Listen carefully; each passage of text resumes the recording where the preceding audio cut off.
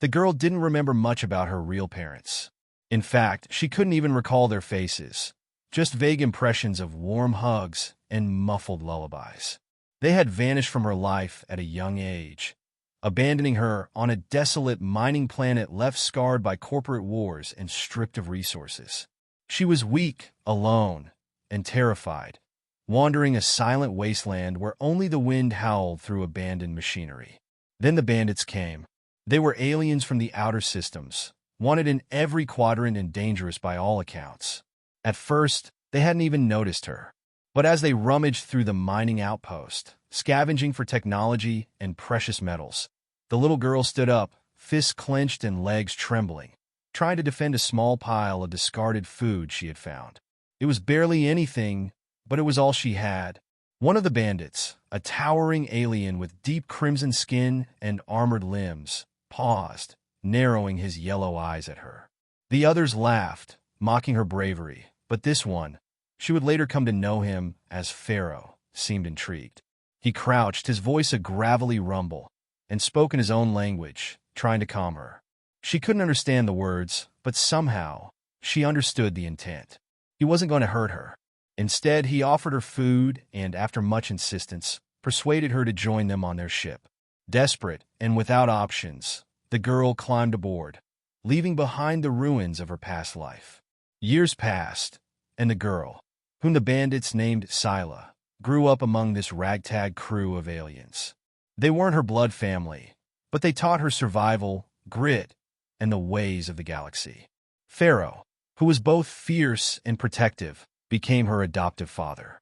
A blue-skinned, feather-crested pilot named Nissa took it upon herself to teach Syla how to navigate the stars, while a quiet, silvery-skinned engineer named Karks taught her about technology and weaponry. The crew treated her as one of their own, and eventually, Syla became a capable member of the team.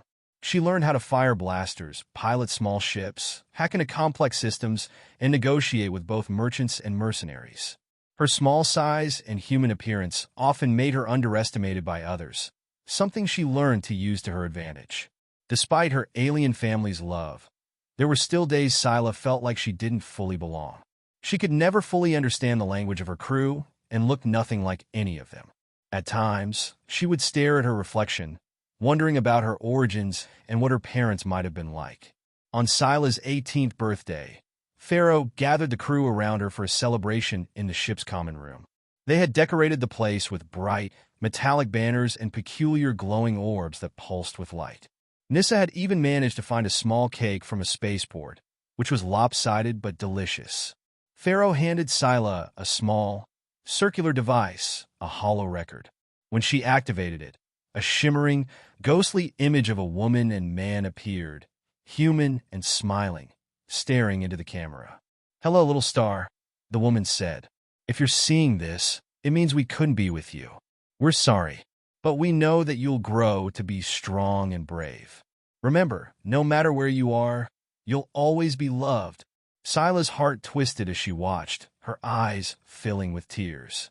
She now had faces to go with the fragmented memories, but she felt no bitterness. She knew her parents must have had a reason for leaving her. She felt it in her heart. She looked around at her alien family, her heart swelling with gratitude. They had raised her, loved her, and made her into who she was. Pharaoh put a hand on her shoulder, his expression a mixture of pride and affection.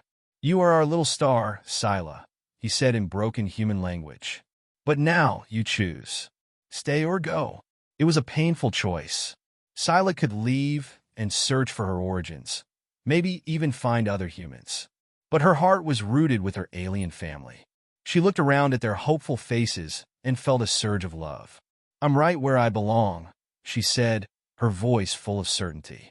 The crew cheered, and in that moment, she knew that blood didn't define family, love did.